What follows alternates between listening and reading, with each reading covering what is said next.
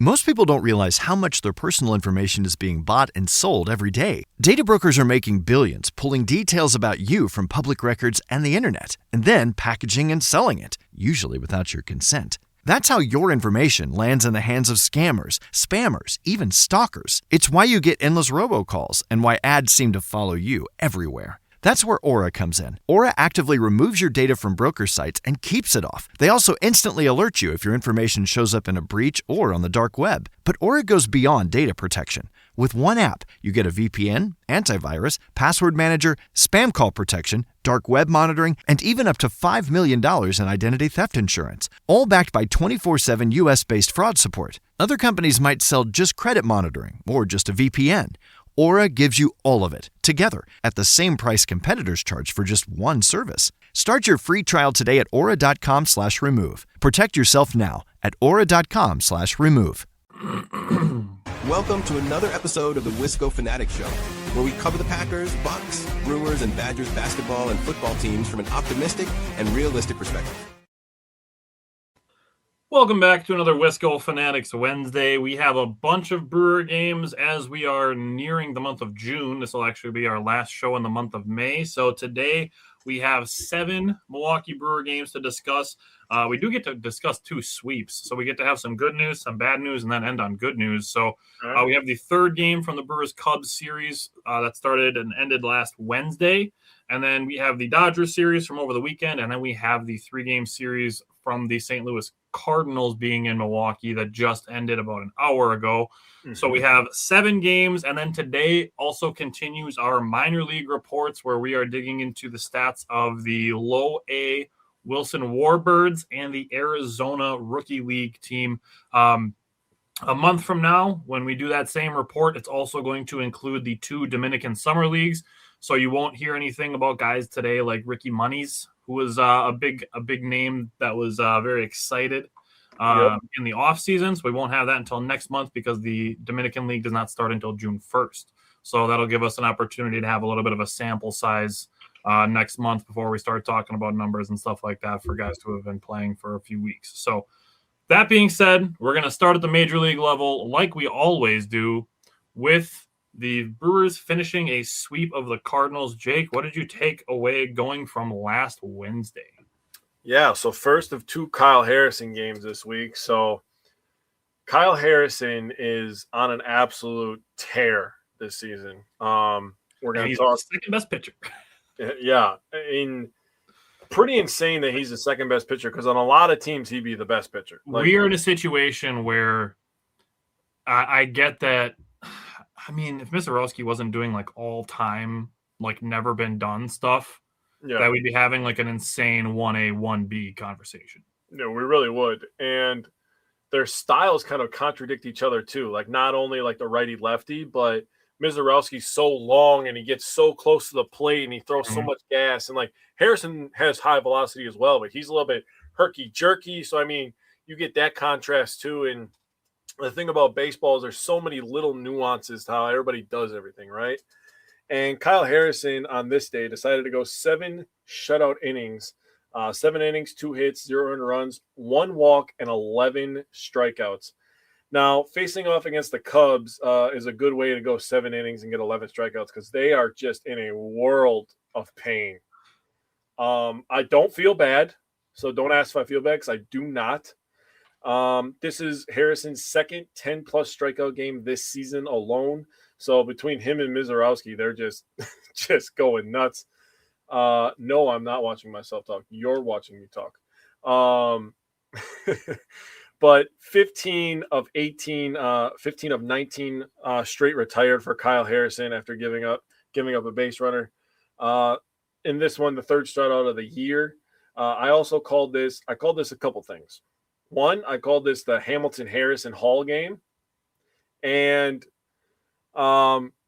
whenever there's only one bullpen guy for the rest of the year, I don't know why it took me so long to think about this. I'm going to call it a Gruber game. One call, that's all, dude. One call, that's all. Get it? Right? I actually am planning on emailing them to see if we can get a little sponsorship. Nice. I mean, that would be the bee's knees. So this ended up being the first sweep at Wrigley since 2021. In the first inning, Harrison gave up a leadoff double to Horner, who got thrown out by Mitchell. Harrison then strikes out Happ on a sick slurve, dude. That slurve that he has is just filthy. Brewers won back-to-back challenges. That's something that we got to talk about. I'm sure you're going to bring that up. I'm going to let you elaborate on that a little bit more. The second inning, Sal Frelick got his fourth catcher's interference. By the way, he got another one this week. Ortiz got a walk, and then Hamilton gets to run around all the bases because PCA doesn't go all the way to the ground and put his body on the line. And I was just talking about this the day before, and I was talking about it last week. He has kind of like this too cool for school kind of thing going on about him. Yeah. When he catches a baseball, he does like this whole thing, and then he's like always nonchalant. Like I said, he's too cool for school. And it ends up costing his team 3 runs in a time where they really need him, right? In the second, bottom of the second, after we got the 3 runs, there was a walk to Suzuki, and then Kyle Harrison locked in, and he got a K on Kelly, K on Bush, and he got a flyout on Dansby. I just want to say that Dansby Swanson is paid about 100 times what Joey Ortiz is. And I think Joey Ortiz is better than Dansby Swanson. Not power-wise, but I will take the little inefficiency on power for the glove that Joey Ortiz has. I think Joey Ortiz is a better fielder than Swanson right now. I agree. And I actually have some numbers to give you some context on Joey Ortiz's defense in a little bit. It's so good. I also wrote down that it's super funny to me that they think every fly ball, because I wrote this down after the Dansby Swanson fly ball. They think every fly ball is a fucking home run, dude. We texted each other at the same. Like I texted you that as you were writing it in your notebook, and you sending me a picture of your notebook and saying to get out of your notes was funny. So I was like, dude, how do you think every fly ball is a home run? Like, can you not read a fly ball in Chicago? What is going on over there? Do they think the Windy City that every ball is going to get pushed out by the wind? It's so stupid. Shouldn't be shocked. Top of the third, a walk to Contreras. He steals second while Yelly strikes out. Kelly error allows Contreras to go to third. He tried to throw him out, and he overthrew it.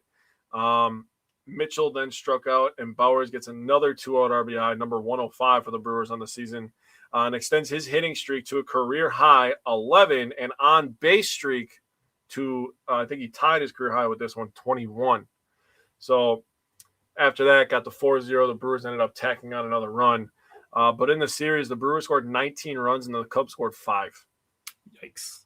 The Brewers struck out 36 Chicago Cubs. The Brewers struck out 20 times. The Brewers only walked 7 Chicago Cubs. The Cubs walked 11. So you tell me, I have one last note before I pass it over to you. You tell me what you'd rather have. Would you rather have a ratio of 36 Ks to 7 walks or 20 Ks to 11 walks? I mean, the 20 to 11, and then you say 20 strikeouts in 3 games, and you're like, wow, that sounds like a lot, but it's really not. That's less than 7 a game. Yeah, and they had 9 in this final game. Yeah. So think about that. Averaging less than 7 a game is great. Last thing before I pass it off. In this game alone, the Cubs had more errors than hits because Suzuki decided to let one go off his chest. Yeah, that was funny too. First things first, I'm gonna do the wholesome thing first. I do hope that Eduardo Cabrera is okay. I'm glad that he only had a blister. Like, we draw the line there. Like, we don't cheer for injuries, even if it's the Cubs. Like, we don't want guys to get hurt. Like, honestly, it's a bummer that Justin Steele is still hurt. He's a Cub, but Jake and I actually like Justin Steele. Yeah. So it's a bummer that he's hurt. We'd love to sweep the Cubs when they're at their best. That said, going into the series, the Cubs had won, 15 straight home games and hadn't lost at home in over a month. So can't really say it's like, oh, it's just injuries, because the Brewers still came into a building you guys hadn't lost in over a month and still whooped that ass. So this sweep became the 5th sweep of the Brewers for the Cubs in franchise history. Like Jake said, the last time it happened in Wrigley was in 2021. They also did it in May of 2002 and then September of 2017. So it hadn't been done in 4 years, actually 5 years closer to. And then it had been done previously before that, 4 years before that. And before that, it was 15 years since the Brewers had swept the Cubs. So it's been a long time. Now they're getting it a little bit more regularly. Next, Garrett Mitchell. For him to start this game and the Cubs in the bottom of the first inning get a double to lead off the game, and a pretty deep sac fly that, like Jake said, everybody that is wearing a blue and red thought was going to be a home run ends up being a fly out like right around the warning track, and Garrett Mitchell throws him out at third base. That is awesome. That is fantastic to get Nico Horner at third base on a sac fly to erase a leadoff double in a game where the Brewers ended up shutting out the Cubs. They started with the game, their first batter with a man in scoring position, and the game ended in a shutout. Kind of almost a reverse situation that the Brewers had today in their third game against the Cardinals, but we'll talk about that in a little bit. Inversely, like I said, with good defense comes bad defense, and a David Hamilton single up the middle, and Pete Crow Armstrong is watching to see if Sal Frelick is going to try to score, and the ball goes under his glove. I literally, I jumped off the couch, and I'm like, ooh, David Hamilton is not the guy to let that happen to. Yeah. I'm like, get on your horse, David. He jogged to first base, like, oh, cool, nice line drive single. And then it gets under his glove, and I'm like, oh, get on your horse, David. My kids come running in from their rooms. They're like, what is going on? And I'm like, he's going to have an inside the park home run. Obviously, it's a single and a three-base error, but it's a little league inside the park home run, and it's still super fun to watch. And it staked the Brewers to a 3-0 lead that obviously they didn't surrender. Seiya Suzuki, like Jake mentioned also, another error. A David Hamilton error that was a liner. It actually ended up getting ruled as a triple. So good for David Hamilton. And then he scored on a wild pitch. So Cubs is really just shooting themselves in the foot over and over again. And I don't know what it is with the Brewers, but Pete Crow Armstrong sees the Brewers coming and just gets the yips. I don't know what it is. He does not like playing against the Brewers in this series. He was 1 for 11 with 6 strikeouts. Dude, he had some pretty awful fucking hacks, dude. I understand that he had to go against Miz and Harrison, but Jesus Christ, dude. I mean, he looked like he had like the little bit of the ghost of Javi Baez in him with some of the stuff that he was swinging at. Yeah. Kyle Harrison, like Jake said, had the 7 innings, 2 hits, 1 walk, 11 strikeouts. He retired 15 straight batters at one point from a second inning walk to a 7th inning single. It ties his career high. Actually, it's a new career high for him. And he pitched fantastic. And he is actually, this is wild to me, the first left-handed Brewers pitcher to go 7 innings with 10 strikeouts. What?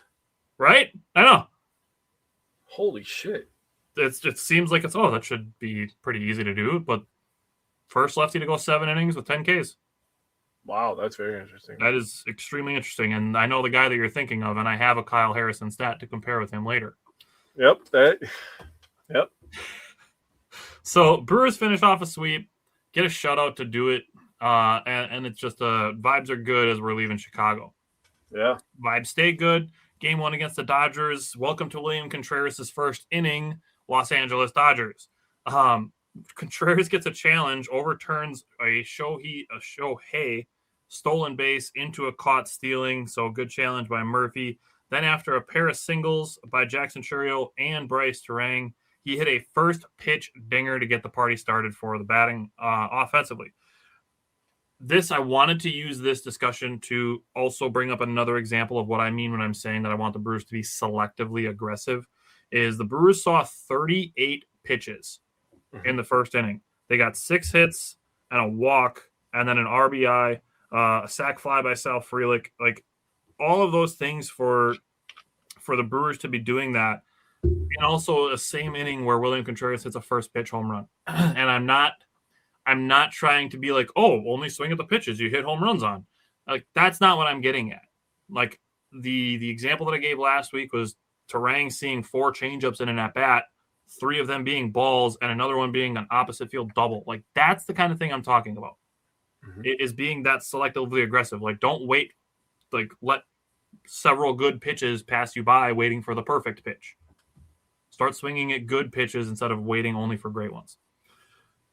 Second inning, you get a bases empty, 1 out. William Contreras grinds an at-bat into an opposite field single.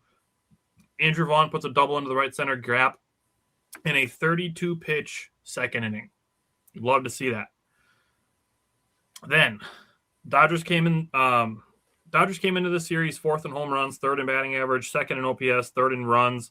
Brewers held them to 1 run on only 3 hits, but did have 6 walks. So Brewers got to get the walks down a little bit. Lastly, ending on Logan Henderson, who is unfortunately on the 15-day injured list after this game. Hopefully it's only those 15 days, but we'll see. Pat Murphy did sound pretty concerned about Logan Henderson's back. Obviously, we know other guys that have back injuries. That's not something to play around with. But Logan Henderson came into this game throwing tons of strikes, getting a bunch of strikeouts. He had 5 strikeouts the first time through the order. And again, think about this Dodgers roster that's loaded with MVPs. Allowed a single to Ohtani, walked Freddie Freeman with 1 out in the second time through the order, and then a 2-out walk, but no damage. Good job by Henderson there. He ended the 5th by striking out Ohtani on a beautiful changeup. Logan Henderson, like I think Jake said, you said this last week, that if he gets a third pitch, whether it's a slider, a cutter, both, he's going to be another guy in the Brewers arsenal that's got ace level stuff, because his fastball and changeup play so well. Yeah. So he was actually the first pitcher in Major League Baseball to allow 2 or fewer runs in each of his first 10 starts. So fantastic stuff. I mean, it seems like every day we have like a Brewers starter who's like got the first thing ever, or the first thing in franchise history, or even the first thing that's been done in 5 years, 10 years, 15, 20 years. 100 years. Yeah, exactly. So it seems like every time the Brewers put a starter out there, you're going to have some sort of historical takeaway from it. So, Jake, what else did you take away from game 1 against the Dodgers? Yeah, just honestly, I wrote down that the offense in the first 2 innings was honestly magical. That's Brewers baseball right there. Now you had you batted around in the first inning. You got 4 runs. Frelick, after the 3-run shot by Contreras, he had 410 feet. The vibes are high. Frelick, after 3 consecutive singles, gets a sac fly to make it 4-0. And then, like you said, Vaughn, he got a double, to make it 5-0. The Dodgers ended up getting a run to scratch cost late in this game. But the thing I wanted to talk about is, facing the Cubs for the first time since, knocking them out of the playoffs, and then seeing the Dodgers immediately after that, kind of like how the season ended last year. For them to win this first game, I think was a big thing. Now, obviously, we know what happened the rest of the series, but the Brewers have one alarming issue. They got it in the first game. They didn't get it in the next 2 games. And not only is it power, it's being able to score consistently throughout the game. Mm-hmm. And you get the consistent, scoring when you have more pop. So those things are hand in hand, in my opinion. But this obviously was really good. You saw the same stat I did about Henderson, so that's pretty impressive. The thing about the Brewers and starting pitching, now also shout out to Chad Patrick, who got his second save of the season in this one. So the Chad Patrick got a save and he started a game, and he was pretty good today, in my opinion. Just being able to have the pitching that the Brewers have on hand is just an impressive thing. I mean, Drohan and Ashby, those two are just impressive. Some nasty lefties. Chad Patrick being able to be like a chameleon and fit into any role is really impressive. Henderson, I think that they'll give him some rehab.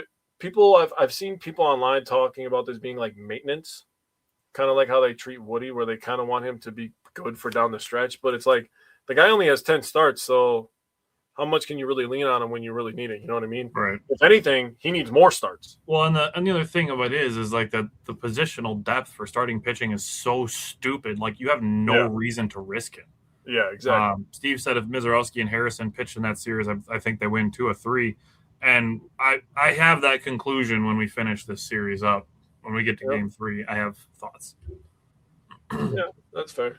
All right, you want to go to game 2, the 11-3 loss, the super, super not fun one. Yeah, this one was tough watch at a certain point. Robert Gosser was on the bump for this one, gave us 4 1/3, gave up 4 hits, 4 earned runs, had 4 walks, 4 Ks. There is a guy that is on the Dodgers that is not Ohtani that I believe is a real superstar, and that is Freddie Freeman. Now, a lot of people would say, "Oh, Mookie Betts." Mookie Betts is a good player, but both of those guys have MVPs, by the way. Yeah, I think that Freddie Freeman is a legitimate superstar. I agree. That guy has some of the best plate discipline of anybody in MLB. It doesn't matter what hand that guy pitches, what pitch that guy throws. That guy understands the goddamn strike zone. Yeah. He is in control. Robert Gosser is a guy that there was a story they were talking about during the game that when he was with the Astros that he was a little upset that he got traded to the Brewers. I bet you right now he's probably pretty happy. I would say that right now. Yeah. But he's a guy that's been kind of up and down. He doesn't have high velocity, so he's going to be a guy that has to paint the edges. And, he missed a few times in this game, obviously, giving up 4 earned runs. But he's another guy like Henderson that just needs more starts. So 100%. So our pitching lab can get their hands on him and figure something out with him. I mean, they talked about it with Shane Drone today during the game about the little subtle things that they changed for him, and all of a sudden he's just dominant. All they did was start making his hand move a little bit while he was pitching. And it's just like, oh, okay, now I'm just going to destroy everybody. Can't wait to talk about Harrison, too. Right. Yeah, they moved him around. They moved him towards first base a little bit more. And, yeah, it was just, So I wrote down just like Friday night, all the offense came in the bottom of the first. Terang with a double to score Churio, who was on with the first of his 2 doubles. He had 2 doubles, so that was a positive to take away. Terang scored on a throwing error. Yelly safe on a fielder's choice, and Sanchez walked. Bauer struck out. Frelick RBI single, 2 hits and 4 base on balls in that first inning. So the Brewers, it looked like, okay, we're going to take it to these guys. Like we've owned them in the regular season. Going into this game after the win on Friday night, they had 9 straight regular season wins versus the Dodgers. So then we had 2 on, 2 out in the second. Vaughn with a fly out. Brewers went down in order 4 times in this one. The 3rd, 4th, 5th, and 9th inning. In between there, the wheels kind of fell off. A couple big-time home run by the Dodgers. And the craziest thing about it is they were talking about the Brewers because this was a nationally televised game. And they were talking on Fox, and they were like, the thing that the Brewers are missing is power.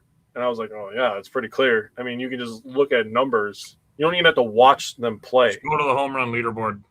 And they were like, that's why they don't have the success that the Dodgers do over the last couple of years. I'm like, well, that's fucking why. I mean, if you take a look back, not like don't add all the other stuff in, right? If you just zoom out for a sec and you think, okay, if the Brewers had a little bit more power with the pitching that they get, yes. If they could buy power, yes.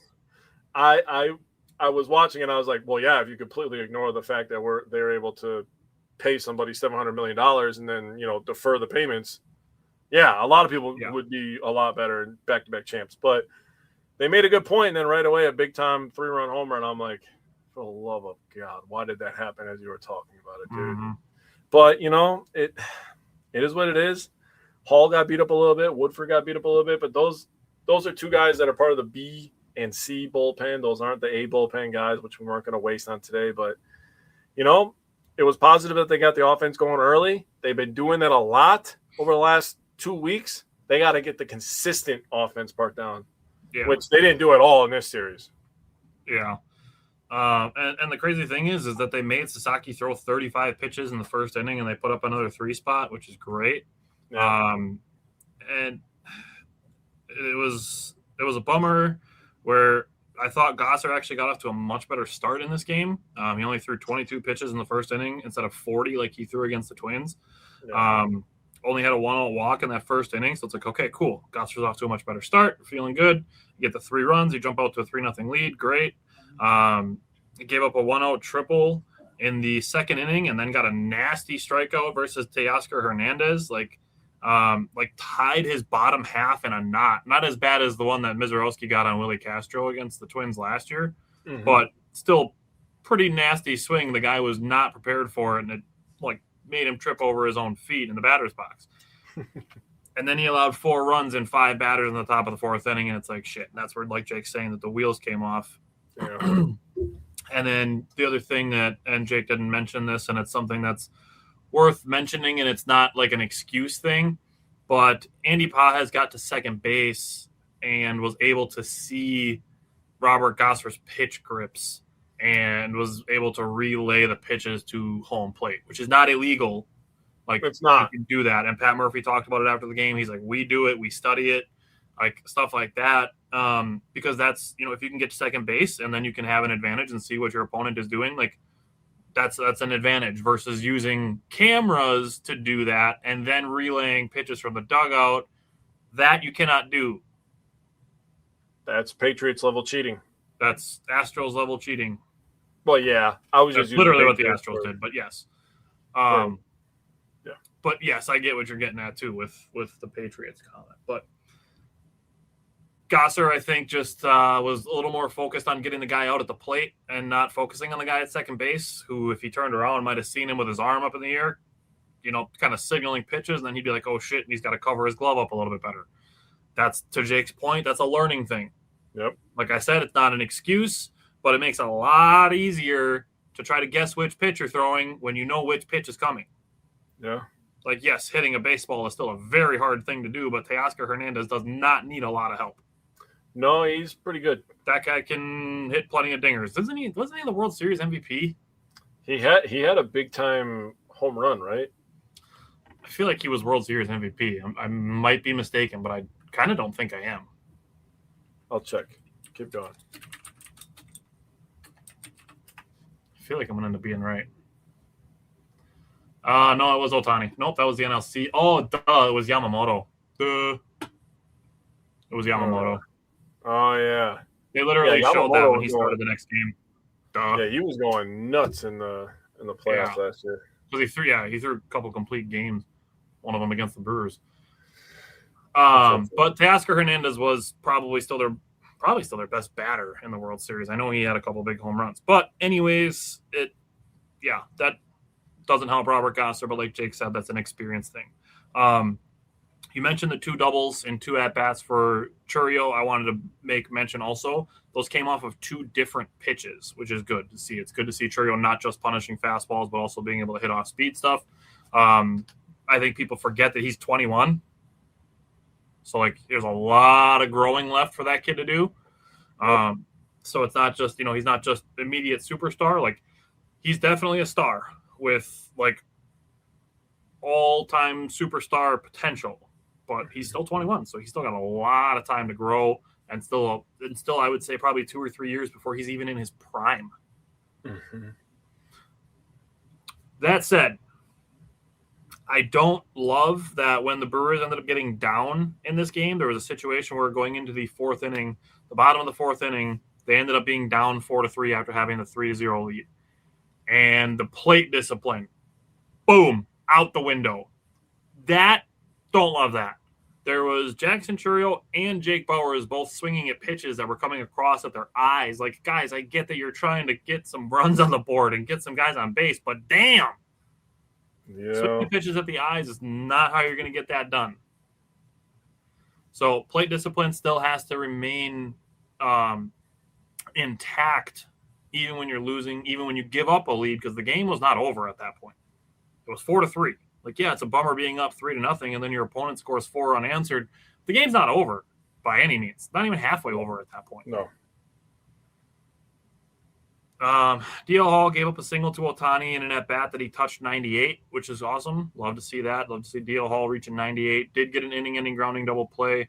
Got hit around in the 8th inning after a couple of walks, which is never great. But holy hell, the Brewers with the walks in this game.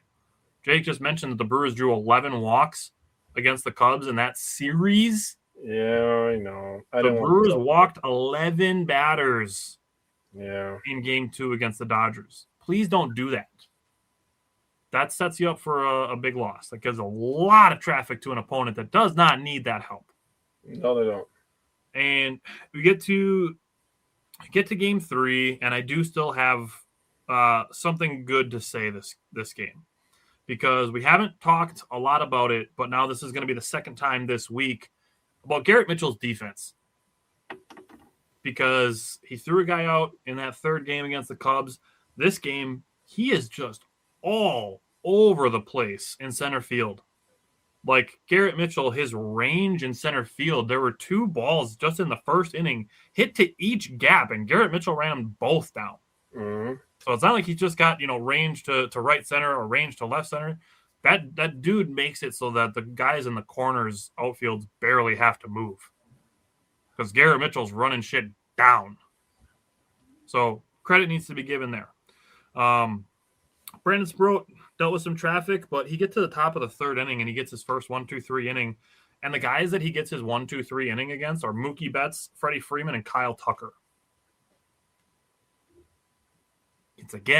It's like sun rays peeking through clouds every time Brandon Sproat pitches. Like you get the big dirty cloud that was his first outing, and now it's like every time he pitches, there's another sun ray peeking through those clouds. Brandon Sproat will have his sunny day. I like that analogy on the spot. I like that. He was almost able to escape bases loaded, 2 outs versus Ohtani, but a wild pitch played it a run, so he only gave up 1 run in that scenario. Did get Ohtani to ground out. I was watching the 3rd time through the order very closely because we talked about it last week. The 3rd time through the order / 5 innings pitched area, that's where Brandon Sproat is kind of capped right now. Like that's where his velocity starts to tick down. Guys start to kind of get a hang of what he's throwing. 3rd time through the order, he got Ohtani to ground out. Almost had a web gem against Mookie Betts. It ended up being a single.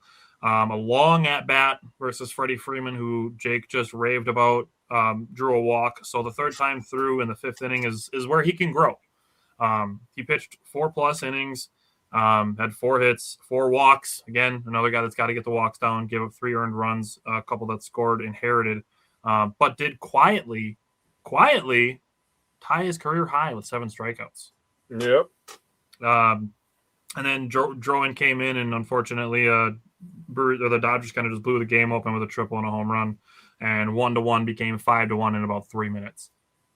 So that's pretty much all I had to say from that. But honestly, I think Sproat, like I said, I still think there's rays peeking through the clouds, and Garrett Mitchell's defense was still a positive takeaway from that one. Yeah, Sproat's got the kitchen sink, man. He's got some elite arm talent. I mean, other than Mizorowski, he probably has the best arm talent on the team. I would say that him and Ashby are pretty much neck and neck because I like Ashby. Ashby's bowling ball sinker is just fucking filthy. Yeah, and I think there's guys that might have some better pitches, but when you factor in the fact that he's got like 5 pitches that he can throw, like obviously Uribe and McGill have some nasty pitches, but they both have 2. That's what Uribe's got like 2 1/3 pitch. Like he can throw a changeup, but he doesn't. Yeah, he's got 2 pitches. McGill's got 2 pitches.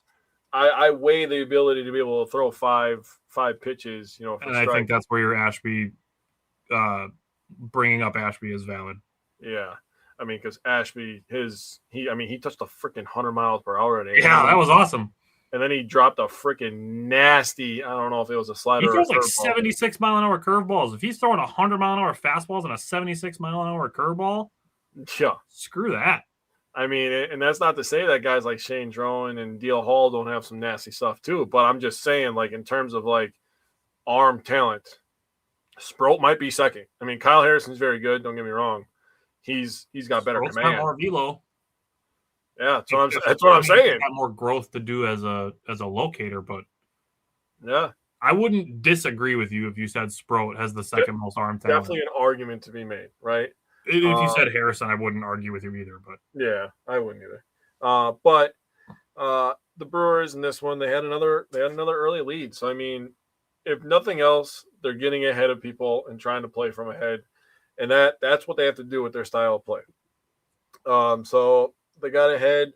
A freaking pitch barely scraped Bauer's pinky. They challenged it and they won.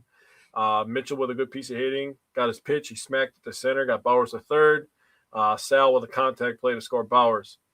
Yeah, Brandon Sproat gave a couple earned runs. I don't need to elaborate on anything that he did that you covered, but just a game where the offense, another game versus the Dodgers where the offense disappeared after those first 2 innings. Honestly, I don't think they scored outside of this. No, they scored 1 run, right? Because they scored 1 run after the second inning in this series, I believe. They scored. No, they they didn't. didn't.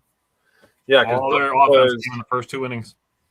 Yeah, all their offense in the first 2 innings. So between the third and ninth inning in every single game, they scored 0 runs. So that's where the offense has to be better, and that's the power of this offense. Obviously, is at the top. I mean, you got Yelly, Churio, Contreras, Bowers, and Vaughn.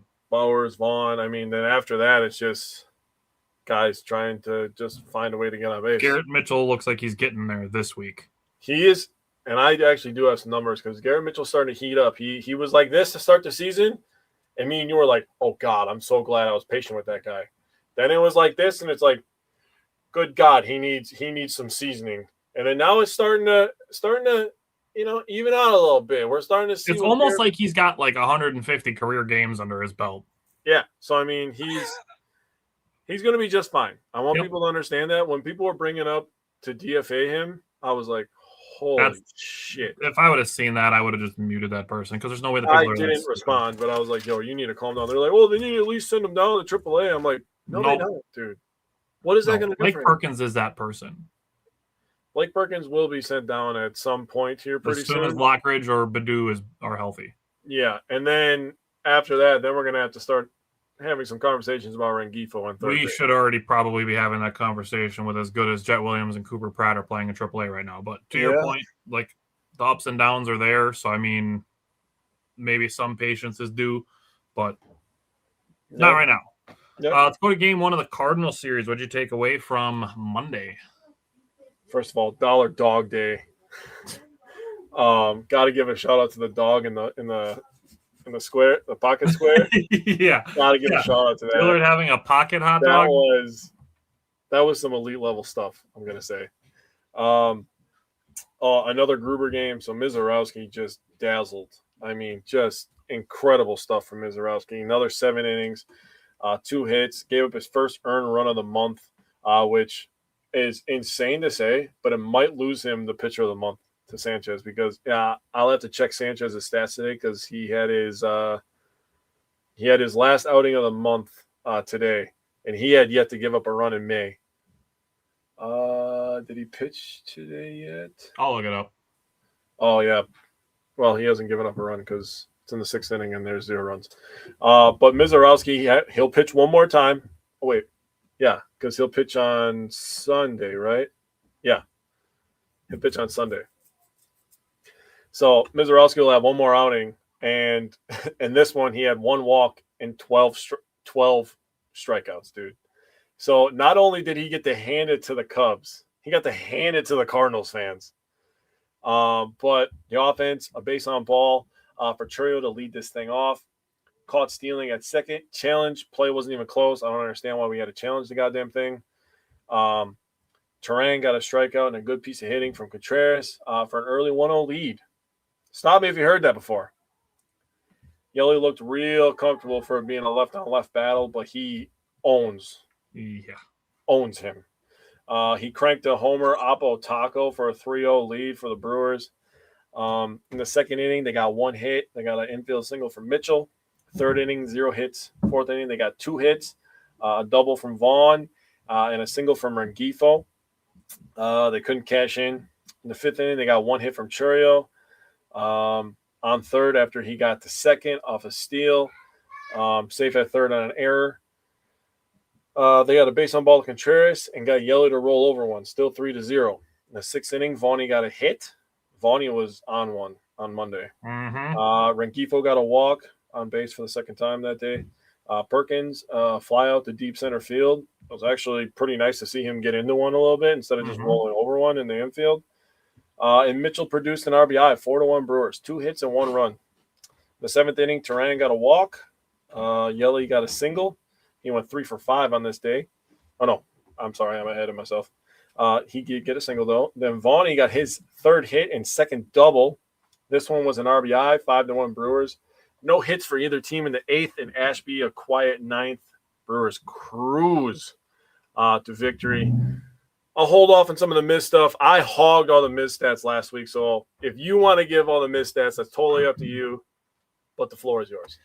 All right, so I'm just going to start by saying that if you were going to pick Mizorowski to be pitcher of the month, you're valid. If you're going to pick Christopher Sanchez to be pitcher of the month, you're still valid. Yeah, this is a legendary pitcher of the month, honest to God. Dude, give them co-pitchers of the month. Respect them both. I'm not even mad at it. Yeah, I wouldn't be mad about that either. Because Miz has some better numbers. Sanchez has some better numbers. It's all about which ones you prefer. I mean, you're talking right now about splitting the difference between 1 earned run and 0 earned runs in the same amount of innings, basically. There's 2/3 of an inning separating the two of them right now.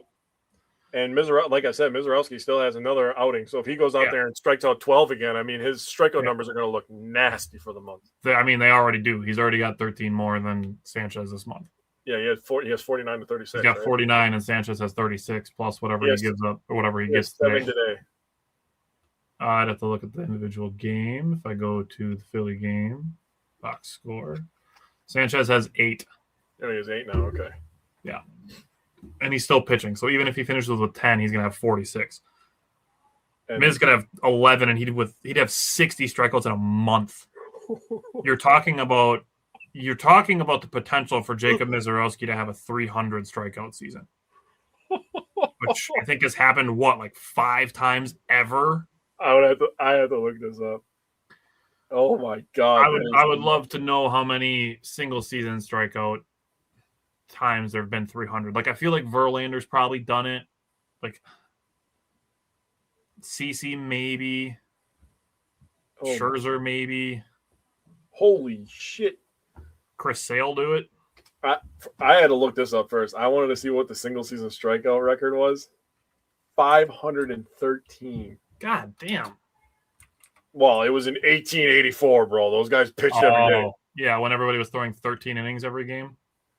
All right, 300 strikeout club. Kilroy holds a single season record of 513. 5 other pitchers recorded 400 or more, and 4 of which occurred in the 1884 season. Yeah, I'm gonna scroll past all the 1880s. Nolan Ryan did it in 73. Sandy Koufax in 65. Randy Johnson in 2001.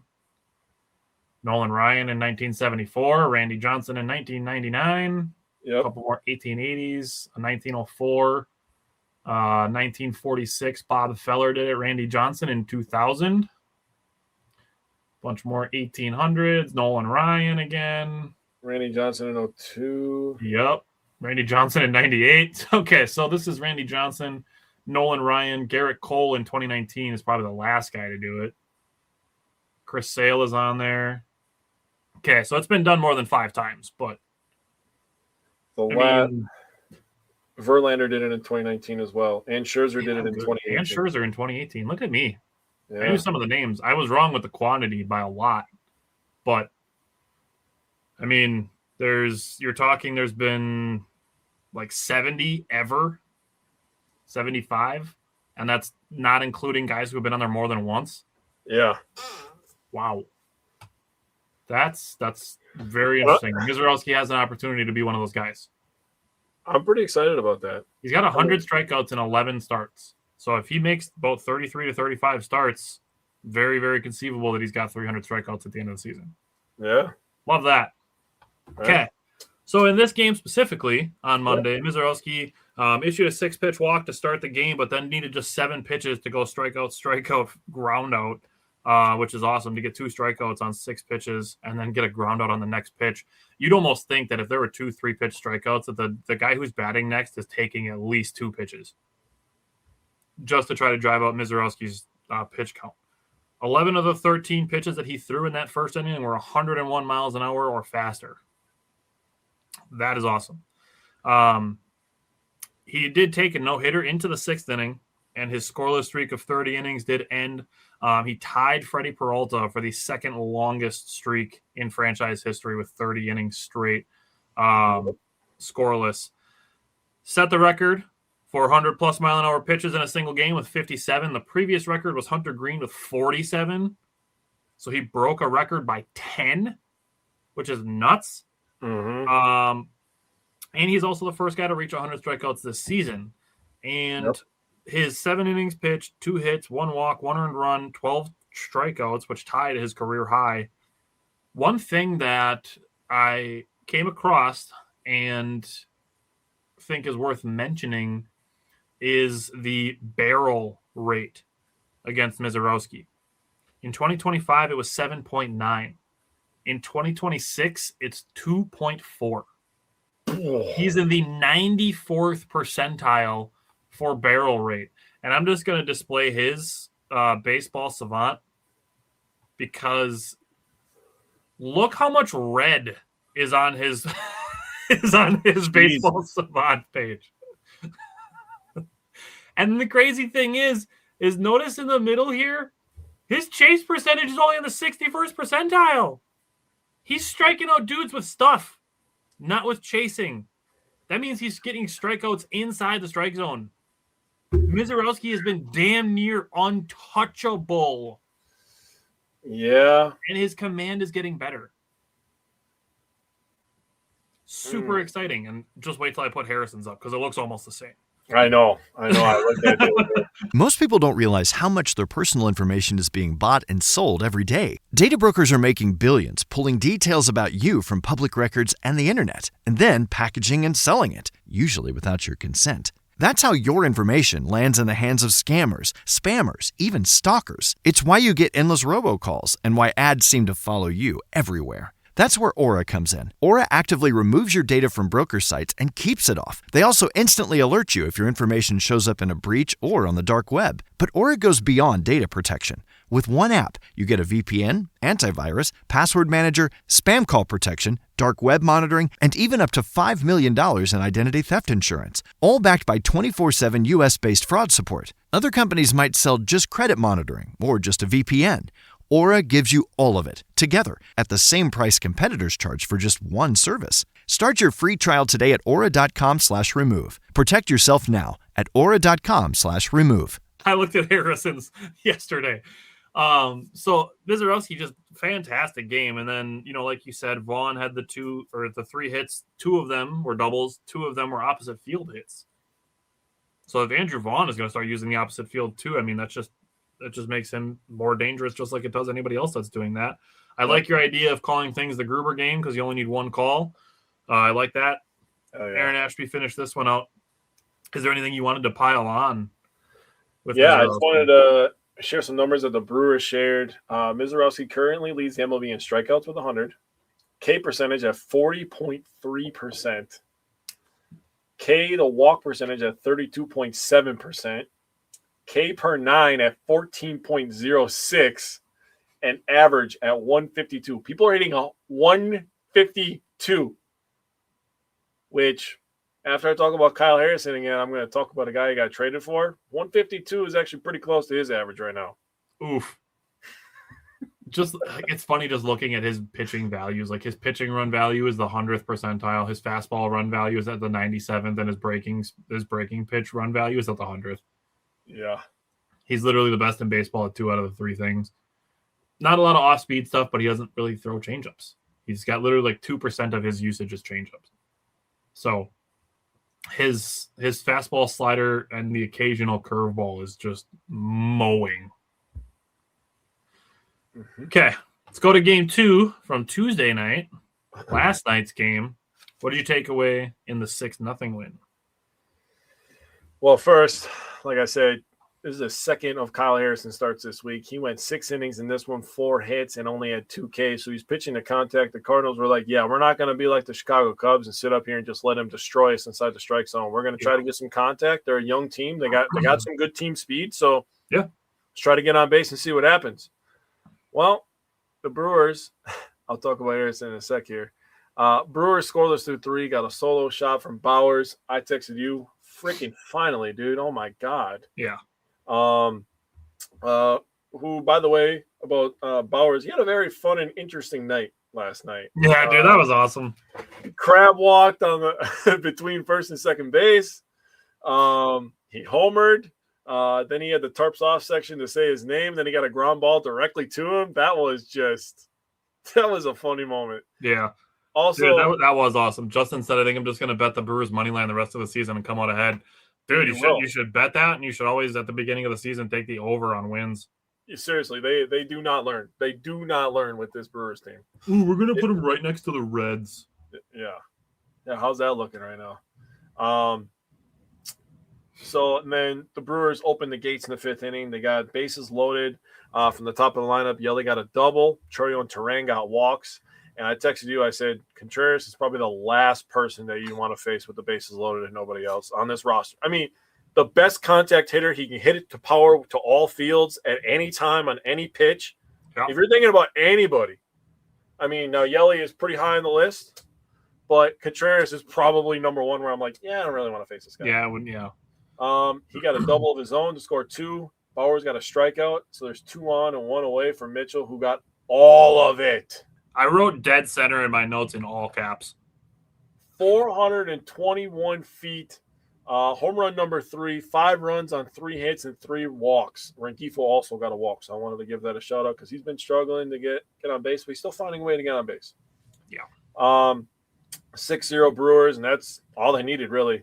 Harrison gave up 2 of his 4 runs in the 6th inning, but he got out of it in the 7th.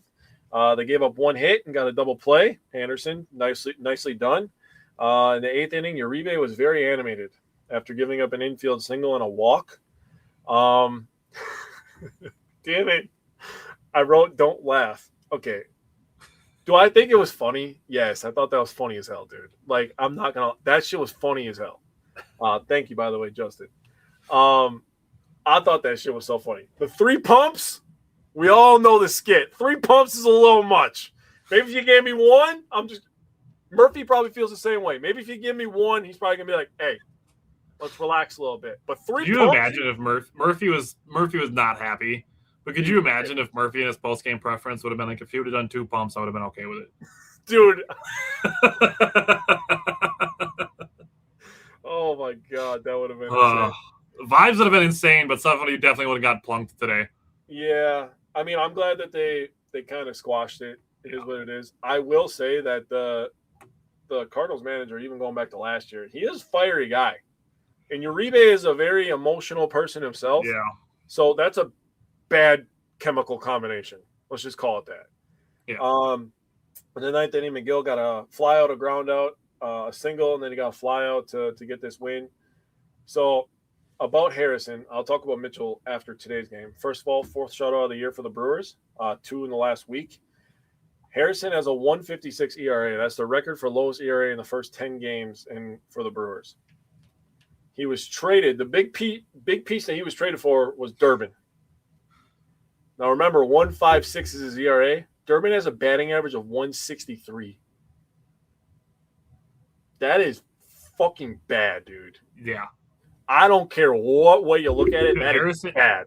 Durbin could be batting 300, and Harrison could have a 3.00 ERA, and I would still feel okay with the trade.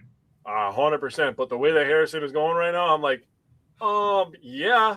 Like I told you guys before, I have a buddy at work who is a Giants fan. I told him, I was like, first of all, thank you for Kyle Harrison. Really appreciate that. Yeah, help setting that up for us. I'm going to have to watch who the Red Sox get over the next 2 years in trades because they're definitely going to be selling this year. I'm going to have to watch who they get over the next 2 years because they're going to end up on the Brewers and they're going to end up good. Yeah, I have to keep an eye out on their pitching. Yeah, I mean, what was a year and a month ago that we got Quinn Priester from them? Yeah, and dude, this pitching staff doesn't even have Priester yet. They also I saw a Red Sox account tweeting about that. Actually, he was tweeting, the Brewers got Quinn Priester and they won 17 or 19 straight appearances last year, and then this year they won 9 straight appearances or whatever on Kyle Harrison starts, which is like, dude, what? So the Brewers traded Priester for Joffrey Rodriguez, the number 33 pick that they used on Marcus Phillips, and a player to be named later who was John Holobetz. Oh. Okay. I don't know. I got nothing. It is what it is. Justin said Abner deserves a pocket pancake for his performance. Joffrey Rodriguez is currently at high A, batting .224 with a .402 on base and a .418 slug, which is solid. That's an 820 OPS. And he's 19. And Holobetz is 22. And then obviously a draft pick. So, It might not work out bad for the Red Sox, but damn, they could probably use Quinn Priester right now. Granted, like, the Brewers aren't using him right now either because he's hurt. But I mean, we said it the last 2 weeks in a row, and I'm just going to show you, like, if the Brewers are calling you asking about one of your pitchers, you shouldn't be like asking what you want in return. You should be asking why. Yeah, exactly. Because again, this is Kyle Harrison's Baseball Savant page. Yeah. That's a lot of red, especially when you look at the pitch values at the top, and you see you get a 97 pitch value following the guy who's got a 100 pitch value. Fastball run values at 99. Miz was at 97, and then breaking value, Miz was at 100, and Kyle Harrison's at 95. Back to it was Steve earlier who said that if the Brewers were starting Harrison and Mizorowski in the series, you feel like they win the series against the Dodgers. We saw last year that the regular season does not mean shit to the playoffs. And goddamn, if I was literally anybody, I do not want to see those two in order in a series. Yeah. Yikes, dude. Like, yes, the Dodgers have a high-powered offense. The Braves look pretty damn good.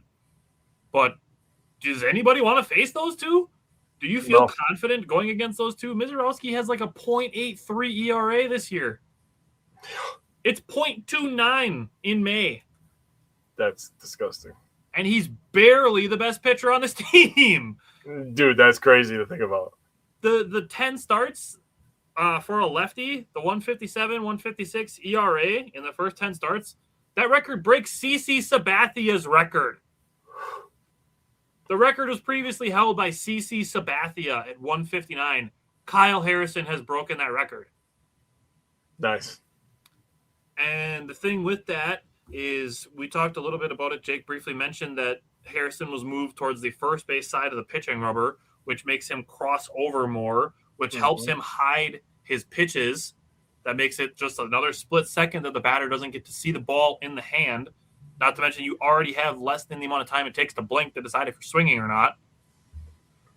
That also makes his pitches play faster. So like his top velocity, his average velocity on his fastball is 94.9, which 95. It's crazy to say that 95 is an average fastball these days, but if you can make 95 look like 97, that's an advantage. When you have a slurve like him, yeah. Dude, his slurve is so nasty. It is. That's like the first thing that I wrote is that his slurve is nasty. He only had 2 strikeouts in this game. Both of them came on the slurve, which he uses 30% of the time. Yep. 2 strikeouts. So I also had it circled in my notes that I love that he can get outs in multiple ways. Mm. Not that other guys can't, but I do feel comfortable when a guy like Abner Uribe issues a walk because I know that Uribe can get ground balls. Versus like when McGill gives up a walk, I'm like, just because McGill's not as much of a ground ball guy. Fair. I feel a little bit similarly, like Mizorowski, I don't get worried. He can still get some ground balls. But I like seeing that Kyle Harrison is able to get through 6 innings pitched and still only have 2 strikeouts. And to your point, the Cardinals, that's an approach thing on their end. But for him to be able to get outs in multiple ways, I love that. The other thing is I saw a video breakdown of Kyle Harrison the other day as well. And another thing that the Brewers did, 2 other things that they did was, one, they changed his arm angle. So he's not side arming as much. It's coming a little bit more diagonal over the top, which has helped his velocity a little bit. But the other thing is where his foot is finishing. His foot used to kind of be finishing like pointed towards like the back of the right-handed batter's box. Mm-hmm. And now it points straight down home plate. And ta-da, his command is fixed. Like that's Chris Hook, Jim Henderson, and I started bringing it up, Carlos Villanueva being part of that as well. Like the pitching development of the Milwaukee Brewers, and we said this last year, it's blind trust. Yeah. Like Matt Arnold has a good benefit of the doubt. Pitching lab, blind trust. That's why, like, after Sproat's first outing and he gave up some runs and people were like, oh my God, is he going to be bad? No, I'm not worried at all because the pitching lab is going to fix him. The pitching lab is going to get the best out of him. The stuff is there. The clay is there. It's for them to mold, and I'm not worried in the slightest. Case in point, use Kyle Harrison as a direct case study. Mm-hmm. Sproat doesn't have as much Major League experience as Kyle Harrison does. So with Yeah, that more Major League experience, 6 months from now, after the season's over, we could be talking about it being like, dude, we have like 4 guys that could be legit aces. Yeah. And then we have like another 4 guys that could be the second or third best pitchers in some other staffs. So Harrison was great. The bullpen, Grant Anderson, Abdi Uribe, Trevor McGill, shut it down just like you draw it up, just like the Brewers have drawn it up for so long. You get 6 out of your starter, and you go bam, bam, bam, 7, 8, 9, 1 inning each out of the bullpen. Thank you. Good night. Hung 5 earned runs on a starter who came in with a 2.40 ERA. So you love to see that.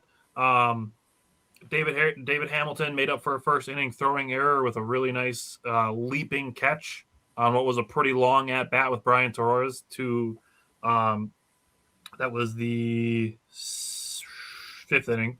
A pretty long at bat, an 8-pitch at bat on a 3-2 count, a little blooper that was heading for left center field, and David Hamilton jumped up and snagged it. So love that. And then just like you mentioned, Garrett Mitchell showing the pop, which is great. And showing it more consistently, and you're going to give the numbers on that, so I'm not going to say anything further about Garrett Mitchell. But what did you take away from today's game? We got an little afternoon delight, which was almost not delightful, but yeah, Brewers brewered the hell out of it. So what did you take away from today? I feel like the smile I saw from Murph in the dugout was one of the most genuine smiles I've seen in a sports scenario in a long, long time. And I felt what he was feeling in that moment, honestly. The pitching the Brewers get is always impressive, but what an absolutely outstanding job by everybody today. First, we got to talk about Chad Patrick as a starter. Moved to the pen, asked to start today. He gives you 61 pitches, throws 44 strikes. He only gives up 1 earned run. It was the one extra base hit that he gave up that ended up burning him a little bit. Drohan comes in his 2 innings. He gets a ground out, gives up a double to Weatherholt. Weatherholt is a good hitter. Yep. Then he sits down the next 5 batters. He gets a ground out, a fly out, a grind out, a strikeout on a very good slider, and then a ground out. Ashby, almost the same stat line as Drohan, but he's always effective. I mean, he got win number 9 today. I've been joking since he got to win 5. I was like, dude, if this guy doesn't stop fucking around, he's going to end up with 20 wins, dude. I texted you back, and I'm like, 2004, that would have got you a Cy Young on that alone. Insane stuff. He starts with a gross strikeout. I mean, I feel bad for the kid, but, like, welcome to the big leagues, buddy. He gives up a double. He got Scott looking and Weatherholt to fly out to deep center. 8th, he gave up a leadoff walk, got a fly out. Then he got one of the best hitters in baseball this year to ground into a double play. While all this is happening, the Brewers are getting no hit until the bottom of the 8th. Yeah. Garrett Mitchell said, yeah, that's enough of that bullshit. All it took was me to text him and be like, dude, are we going to get no hit today? Because I was like legitimately like 4th, 5th, 6th, 7th. I'm like, all right. That's enough of that. I texted you. I got home. I took the dog out, all this stuff. Finally, Mitchell gets a mistake from May. He gets the Cruz first hit. It was a double to the left. Really, really nice piece of hitting. He's got power everywhere, man. He's just got to swing the bat. He doesn't have to do too much. He overswings every once in a while. And he chases some shit. Yep. He was in a bad streak for a little bit, but he's really one of the guys that I feel like is a little bit too patient, but yes. Agreed. Rengifo with a sack bunt. Vaughn caught looking. So it's all up to Yelly. He cashed in. He got 3 straight sinkers, and I'm going to tell you right now, that was a mistake. Do not throw the same pitch 3 times to Christian Yelich. He's going to find a way to make contact. And in this case, he found a hole, and he tied the game. Then Churio grounds one, almost an identical spot to win, who commits his 5th error of the year to score Sal Frelick. And the Brewers have the lead, and I'm sitting there like, what in the hell? If you're May, oh my goodness, what a stinger, dude. Hey, at least he didn't get a loss because the second run scored on an error. You're right. But I think he might still get the loss just on a technicality because they have to give it to somebody, but I think he did get the loss today. He did. Did he? Yeah, he gave up 1 earned run and he gets a loss. That's because I got to give it to somebody. That's a tough pill to swallow, dude. I mean, yikes, dude. The guy's coming in on every inning. He was dominating. His cutter was absolutely eating the Brewers alive. Sweeper, like none of the Brewers lefties could handle his sweeper. It was the sweeper stuff. Breaking down and in on lefties. None of them could handle it. Yeah, Terang was struggling. Like Bowers, Mitchell, Yelich, like nobody was handling that. It was nasty stuff. So Yelly, that was his 16th RBI of the year. It was on a 2-out. That was the 109th 2-out RBI for the Brewers this year. Garrett Mitchell with his 9th double of the year. So Garrett Mitchell over his last 9 games, 357 average, 400 on base percentage, a 679 slug, 1,079 OPS, 5 extra base hits, and 6 RBIs. I texted my dad last night because my dad was watching after we were talking after the home run. I was like, he's about to go on a fucking burner, Dad. I feel it, dude. You start seeing the swing get a little bit shorter, more compact. Now the baseball is getting a little bit bigger every day. So Garrett Mitchell, he almost seems like one of those guys like in basketball where the guy can miss like 10 in a row and you're like, God, this guy's the worst guy ever. Then he goes 10 for 10, his next 10 shots. You're like, this guy's the greatest shooter of all time. That's how I feel about Garrett Mitchell right now. So if he's about to go on a burner, Houston, you got a problem this weekend. Yeah. Nicely done, by the way. I wrote that. Tie that in a real nice bow. I love the fact that you started this game by bringing up the pitching because I put in my notes, yes, the offense came through late and kept the pressure on, but I put in all caps, but credit the pitchers. Mm-hmm. Credit the pitchers. Patrick, Drouin, Ashby, and McGill. For Chad Patrick to make a spot start, and they were talking about it on the broadcast, and they're like, consider it an appearance, not a start. Yes, he's starting the game, but consider it an appearance. And I like that Patrick locked in every time that he gave up some traffic. He had a couple runners on in the second inning, got a ground ball double play and a pop out. He had a couple guys on in the third inning, and he locked in after that to get a strikeout. Had a bloop single to start the fourth inning, just a little blooper, and then a 2-out triple on what was a pretty long at bat. Again, that's a pretty good day. I'm not mad at it. Yeah. For him to go those 4 innings, and he got a strikeout immediately after that triple. For him to go 4 innings, give you 5 hits, walk, 1 earned run, and 4 strikeouts, like, thank you, Chad Patrick. Like this basically a bullpen day. Yeah, for the Brewers. And the Brewers were striking out a lot, like I mentioned with the sweeper. Dustin May took a no-hitter through the 7th, actually, into the 8th. And the Brewers got 3 hits and an error by a great defender. Make no mistake, Mason Wynn is a great defender, evidenced by the web gem that he had to end the 7th inning. Yeah, seriously. So, David Hamilton kind of one-upped him the next inning, and then the Brewers get a W for Ashby. But for Mason Wynn to commit an error against the Brewers, and then, I'm sure Cubs fans are going through it because they can't win. For it to be that situation, and the easy thing to do on the surface is just say, oh, they're lucky. The Brewers are lucky. The Brewers are lucky. It happened all last season. And I told Jake, I'm like, sweet, I get to use one of my catchphrases today. And I said this a whole bunch last year. Like the Brewers, when they're in these situations and a great defender commits an error, like you saw a couple times in Chicago last week, it's not luck. That's pressure. Yep. The Cardinals go into the 8th inning and they're like, oh, shit, our guy's got a no-hitter.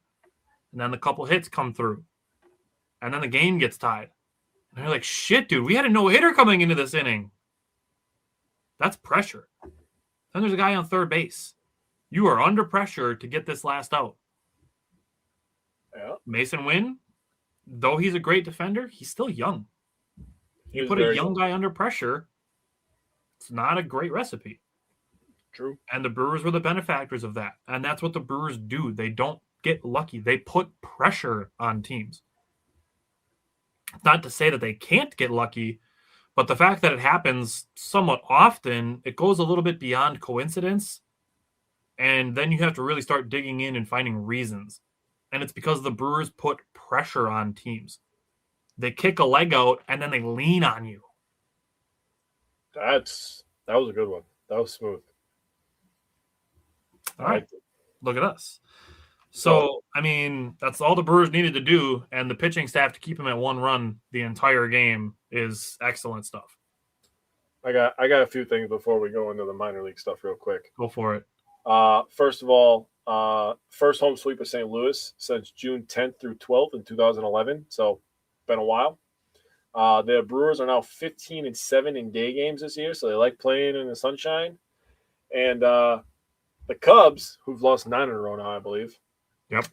They haven't won since PCA was talking shit to some chick in the stands. He's a bum for that. He has a lot of errors since then, I'll tell you that. They play the Pirates tonight. Tomorrow they play the Pirates. They face Paul Skeens tomorrow afternoon. Or tomorrow night, I apologize. So they better hope they win tonight. They better hope they win tonight. And then they have to go to St. Louis to play the Cardinals this weekend, and they play on national television on Sunday night. If that losing streak goes into Sunday night, oh, man, I'm going to tell you right now, I'm watching that shit just so they can dog the Cubs on national TV. Oh, if they go into that Sunday game and still have a losing streak going on, and they're like, oh, the Cubs got to win. It's their first win in their last 13 games. Yeah, the losing streak would be at 13 at that point going into that game. That would be gross, dude. Meanwhile, the Brewers are like 17-5 in their last 22 games or something like that. Yeah, we won 15. 17-4, I want to say. 15 out of the last 19, I believe. Is it 15 out of 9? It's 15 out of 19. 15 out of 19? Yeah, that's disgusting stuff, by the way. I just want to know now because now that I word vomited through a whole bunch of that. Well, I only heard it like 4 times today on the broadcast, and I wasn't doing anything after lunch today. I hope my boss isn't watching. But, yeah, I wasn't doing anything after lunch today, so. Spoiler alert. Let's see. Just had it too. 20-7 in their last 27 and 15-4 in their last 19. Oof. Yeah. Love that for us. Love that. I did pull up Garrett Mitchell. Looking at his plate discipline, he sees an average number of pitches in the zone, in the strike zone. He swings at about 3% fewer in the zone. He's making a lot less contact in the zone, which don't love that. But he's also chasing like 10% less than the league average. His chase contact percentage is super low, but again, he doesn't chase, so that's not a super big deal. Yep. His first pitch swing percentage is 5% below the league average. His swing percentage in general is 6% below the league average. His whiff percentage is high. And then his meatball swing percentage is 4% lower than the average. So I agree with that. I think he just needs to swing more. Yeah. Plain and simple. But I did just happen also across his percentile rankings. He's 91st percentile in base running, 91st percentile in exit velocity. So he's got a hot stick. 85th percentile in barrel percentage, 92nd percentile in hard hit percentage, 97th percentile in bat speed. All of those things are things that would make you like want him to swing the bat more. There's a bee in my house right now. No, thank you. Yeah, he's in the 96th percentile for chase percentage, and then I love this too. Having just brought up the defensive aspects of this. Is that he's in the 96th percentile for arm strength and the 98th percentile for sprint speed. Bro, that just says that he's a 5-tool player. Swing the bat more, Garrett. We support you. Don't swing at bad pitches. So he's just got to strike out less. I mean, he's still walking a ton, but yes, I acknowledge that some of those walks are going to turn into strikeouts, but a lot of them are going to turn into hits too. So I got my weapon ready. Garrett Mitchell swinging more. I got my weapon ready for this bee. Come over here, buddy. He's just hovering right here, dude. So the Brewers are off tomorrow. Then they have 3 games at Houston, and then we will have the first of 2 of a 4-game series with the San Francisco Giants next week back at home. And then next week we're also going to have the AAA report for the Brewers because it's going to be the first Wednesday of the month. So we're going to have a AAA report for the Nashville Sounds. And next Wednesday is also going to be our Milwaukee Bucks draft analysis. I'm so excited for that. I've been doing a lot of work on it. It's been grind hour for me over the last couple days, watching a lot of film, watching a lot of basketball. I got a little depressed. I'm not gonna lie. I was like, God damn it, man! I wish the Bucks made a deep playoff run again, dude. Like, I feel like I need one badly, especially since the Badgers have been losing kind of shitty in the tournament too. It's like, dude, I need one of my teams to make a deep run. I would love to still be watching basketball when it starts to get warm out. Yeah. Also, this might be a hot take. I kind of liked when the finals, when the Bucks won. I kind of liked when the finals happened in July.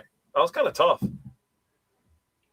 It was kind of tough. It was kind of like actually tough, not TUFF tough, but TOUGH tough. Because a couple of the games I had softball games during. So then I got my phone propped up on my softball game, and in between innings, I'm watching games on my phone. I think the playoffs starting in May and ending in July, that was a good move. That's something that the NBA should look into, honestly. Yeah, people already think that the games are too long and the series are too long. They just need to stop trying to start earlier. Seriously, they need to start later. Go back to starting in the beginning of November, not the middle of October. Yeah, first of all, nobody's paying attention to basketball in the first month and a half anyways, and the NBA just ripped Christmas Day away from you. Just start later, dude. Yeah. I'm assuming you meant NFL, but I got you. Yeah. Sorry. Yeah. You knew what I meant.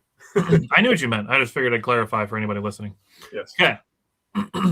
Last thing today, we have a report for the minor leagues. Today is going to be the Low A Wilson Warbirds. So this is going to be just up a step above rookies. And this would be guys that you're going to be keeping an eye out for the Timber Rattlers. So if you like to go to Timber Rattlers games, or if you're paying attention to the deep, super deep depths of the Brewers minor league system and affiliates here, the Wilson Warbirds, and then the rookie ball Arizona club. They are also going, and then the two Dominican Republic leagues won't start until June 1st, like I said at the top of the show. So we won't have any of those guys until next month when we cover the Low A guys and the rookies as well. So, Jake, I forgot, have we been starting with pitchers or hitters? We've been kind of flip-flopping, but I want to start with pitchers today. Yeah. There's not much for me to say, honestly. I will start with the ACL Brewers, the Arizona Complex League. That's what ACL stands for anybody who doesn't know. I'm just going to tell you right now, if you didn't know that, it's okay. I didn't know that for a long-ass time. I had to Google it a couple of years ago. I was like, what the hell's ACL stand for? Oh, that makes a lot of sense, actually. It's not just the ligament in your knee. All right. Hey, yeah. Oh, he's chilling now. I'm sorry. I am so focused on this B dude. Like, if he comes anywhere near my face, you're about to see a gigantic man become a sissy. It is what it is, bro. So in terms of pitchers, a lot of these guys only have 3 outings. There's actually a guy on the team who is 30 years old, which I was like, what the hell? His name is he's Hispanic, so it's probably Harrison Garipo. He's 30 years old, like I said, ballooned ERA. There's a 27-year-old pitcher on the roster. His name is Russell Smith. And there's I had no problem getting that one out, huh? That one was easy. And there's a guy named Cole Phillips. He has not made an appearance yet. He was a round 2 pick in 2002. So this league is really just like a developmental 2002? Yeah. 2022. Sorry, I was looking at birthdays and stuff too. I was like, how is he only 27? Yeah, sorry. I was looking at birthdays and stuff too.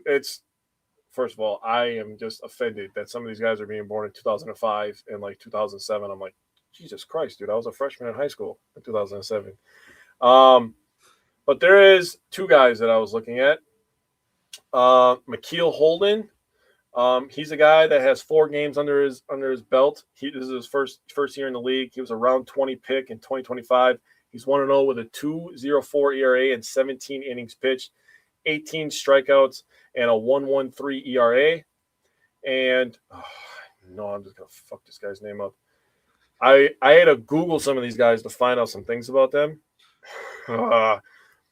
It's Sean Episcope is how I'm going to say his name. Yeah. I'm not sure if that's how you say it, so I apologize if I'm saying it wrong. I really don't mean it disrespectfully. From what I read on this guy, he has a big fastball, big curveball, and a guy that the Brewers are really trying to develop a slurve. So that's interesting. So then when I go to the Wilson Warbirds, I'm like, all right, let's do some research on the Wilson Warbirds. They have a big old ad on there. Margaritaville night is June 19th. So if you're trying to party, man, that's the day to go. Wilson, North Carolina, June 19th. We'll see you there. I will not be there. That is my daughter's birthday, so that'll probably be the only day for the rest of my life that I will be busy, guaranteed. But there's 4 guys that pitched bulk of the innings this year. So first guy is Jarrett Burnett. He's 20 years old. He has a 4.43 ERA, a 120 WHIP. He leads the team in strikeouts with 47 and a 1-2 record. This is his first year in minor league baseball. There's Anderson Mercado, a 6.51 ERA, a 196 WHIP. He has 9 games pitched. He's 4th on the team with 36 Ks on a 1-2 record. He's also been using some opportunities as a closer and a long relief guy. He has 39 career games, 2 saves, and 2 opportunities. Both of them came last year. So they're kind of bouncing this guy around, trying to see what fits. There's Carlos Cara. Mercado is 19. Cara is also 19. It might be Cara. I might be saying it wrong. 6.3 ERA, a 1.55 WHIP. He's second on the team with 42 strikeouts in 9 games. He has a 1-5 record, so he's taking a bulk of the losses here. But he has 31 career games and 18 starts. So he's another guy that kind of moving to all different kind of situations. That's what this league is for. Right. Got to put these guys in situations and see what's going on. Yeah. See what's then the last guy is Tyler Renz. He's 19 as well. 3.63 ERA, leads the team. 139 WHIP, which is not bad actually, especially for a young kid. Right. He has 41 Ks. He started 10 games. He has a 2-2 record. It's his second year on the Wilson Warbirds. But what I read about this kid, really, really promising, plus fastball. Needs to get better command of his off-speed stuff. So those are the 4 guys that I decided to look at. Everybody else on the Warbirds was kind of all over the place, and I didn't want to make everybody sit here and listen to me talk about 25 pitchers. Yeah, and as we do this next month again, some of these guys are going to start to weed themselves out, and maybe we'll see some transactions as well. Yeah, and with getting more games under our belt, we'll be able to find trends easier. So this first time around was going to be tough, honestly. Yeah, and some of this stuff, these are going to be small sample sizes and stuff. So yep. Looking at the Wilson Warbirds, which if you didn't know, used to be the Carolina Mudcats. Yep. But they moved and changed their name this year, so they are the Wilson Warbirds. They would have previously been the Carolina Mudcats. One guy there is Brady Abel, who was the compensatory pick for the Brewers in 2025. He was the number 32 overall pick at 18. He's 6'3", 195 pounds. He's built like Cooper Pratt, basically. Yeah, he's batting .240, 386 on base, 363 slug for a 749 OPS. So maybe not a big power guy. He's only got 2 home runs, but has 17 stolen bases, has 35 strikeouts and 31 walks. Oh, wow. That's pretty solid. Yeah. That's pretty solid. That dude sounds like a guy that the Brewers have been drafting since about 2020, that we've talked about that a whole bunch of times over the years, is that they're drafting guys that don't strike out and guys that get on base. Yep. Defensively, he's only got 4 errors and 149 total chances, so that is a 97.2 fielding percentage, which is very good. For context, Joey Ortiz's is 97.9. Damn, Joey Ortiz is really good. Holy shit. Joey Ortiz is a very good defender, as we know. And That's Brady Abel's playing that level of defense. For everybody's reference, Brady Abel is the Brewers' number 13 overall prospect. Hell yeah. So very, very possibly 2-3 months from now, he's playing in Appleton. Hell yeah, dude. Jose Anderson is a 19-year-old Dominican Republic outfielder. He's got 10 home runs already in 38 games. He's striking out a lot and needs to get his average up, but there's some guys down there with home runs. Handle-free Encarnacion, which is just an insane baseball name, is an 18-year-old outfielder from the Dominican. He's got 6 homers in 41 games. Frederic Montero is a 19-year-old first baseman, also from the Dominican Republic. He's got 4 home runs in 38 games and has playing very good defense, but another guy who's striking out a lot. Jaden Fielder, a name that everybody's going to know because that's Prince Fielder's son. He's 21. He's played a little bit of first base, a lot of left field, and mostly been DHing. He's only batting .203, but he has a .412 on base percentage. Pretty good eye. So it's not like Prince Fielder's son is there just because he's Prince Fielder's son. He's got a .357 slug and a .763 on base percentage. And another very not Prince Fielder-like thing that he's got is he's got 28 strikeouts and 22 walks. So his plate discipline is pretty solid. Yeah. And then he's also 9 for 10 on stolen bases. Wow, okay. So he's not exactly like Prince Fielder, and he's 21, so it's not like he's super far behind the 8 ball. It's just you hear guys that are coming up in the bigs like Churriel being 20 and 21 and Connor Griffin coming up at 19, and you think that that's normal. It's not. It's not. And Mate will be the next guy in line. Right.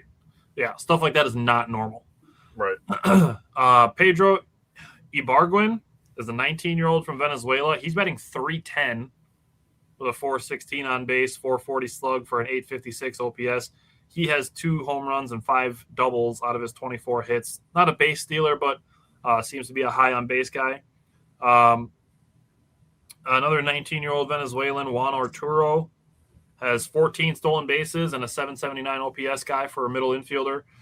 He's got 10 extra base hits out of his 34 hits, so 1 out of 3 of his hits basically is for extra bases. The other guy, besides Brady Abel, and obviously you know Jaden Fielder because you know who his dad is, the other guy that I would ask Jake a month from now to keep an eye on or to look very closely at is Rylan Mills. He's a 19-year-old. He was an 18th round pick out of high school last year. Mm-hmm. He was hitting .350 with a .458 on base and an .800 slug for a .1258 OPS at the Arizona Rookie League, and he got called up to Wilson. He's had 27 at-bats as of Saturday, and he's got 3 home runs already. Damn. As a catcher. So the catcher depth for the Brewers system is actually pretty decent. Like, we know we have Cuero. You've heard the name Marco Dingus. Rylan Mills is going to be a guy to start keeping an eye on if catchers start moving up in the Brewers organization. So Rylan Mills is a guy that I think by the end of the year also could be in Appleton. Love that, dude. Then in Arizona, C.J. Hughes, he was an 11th round pick last year out of high school. He's batting .295. He's a .913 OPS. Needs to get his strikeout down a little bit. Juan Martinez is a 19-year-old Venezuelan. He played 2 years in the Dominican League. He is now in Arizona. Through his 3 years, he's got a .288 career average. He's got 47 stolen bases and only 2 caught stealing. Whoa. That's in 3 years, but still. You're talking. He got caught twice? 47 for 49. That's what I'm more impressed by. Holy shit. Just wait, because he's got 56 strikeouts, right? 79 walks. Damn, nice. He does only have 2 home runs, but he's also got 26 doubles and a pair of triples. So he just takes free bases, and then he just takes more free bases. I like that. Sorry, that was the wrong extra base count. He's only got 2 home runs, but he has 22 doubles and 12 triples. Damn. 12 triple. He's fast as shit then. Yeah. Triples are not normal, man. Triples are not normal. That dude's got speed. Yeah, that's probably the hardest one to hit. Yeah.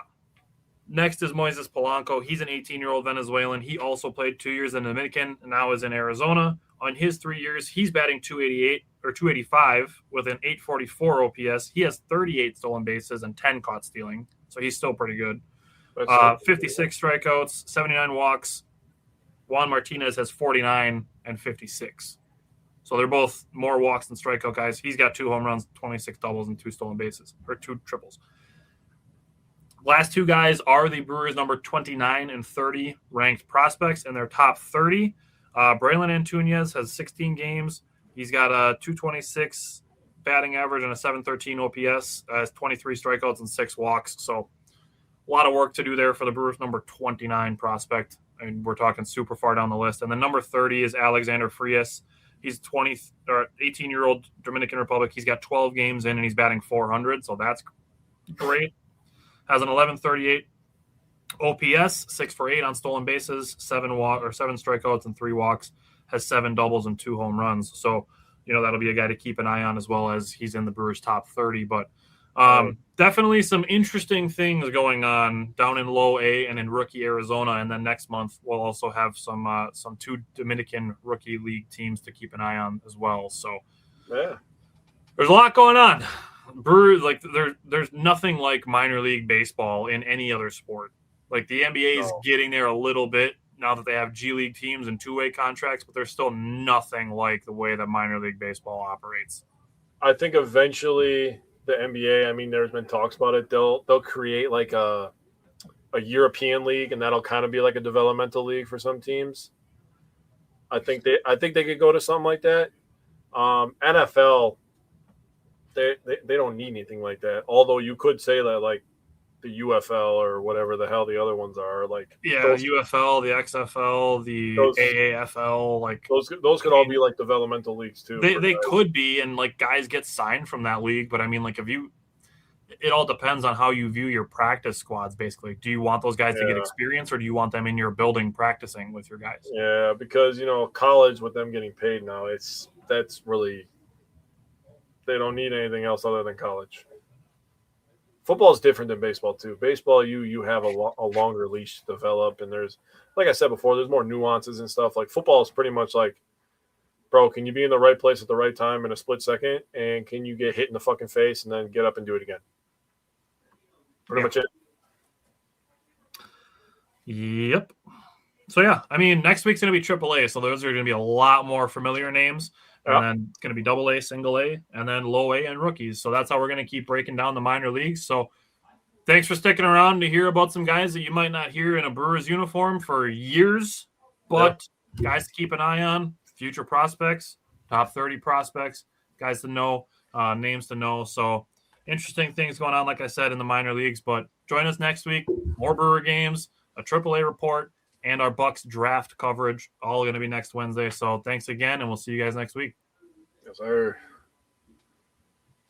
Most people don't realize how much their personal information is being bought and sold every day. Data brokers are making billions, pulling details about you from public records and the internet, and then packaging and selling it, usually without your consent. That's how your information lands in the hands of scammers, spammers, even stalkers. It's why you get endless robocalls and why ads seem to follow you everywhere. That's where Aura comes in. Aura actively removes your data from broker sites and keeps it off. They also instantly alert you if your information shows up in a breach or on the dark web. But Aura goes beyond data protection. With one app, you get a VPN, antivirus, password manager, spam call protection, dark web monitoring, and even up to $5 million in identity theft insurance. All backed by 24/7 US-based fraud support. Other companies might sell just credit monitoring or just a VPN. Aura gives you all of it, together, at the same price competitors charge for just one service. Start your free trial today at aura.com/remove. Protect yourself now at aura.com/remove.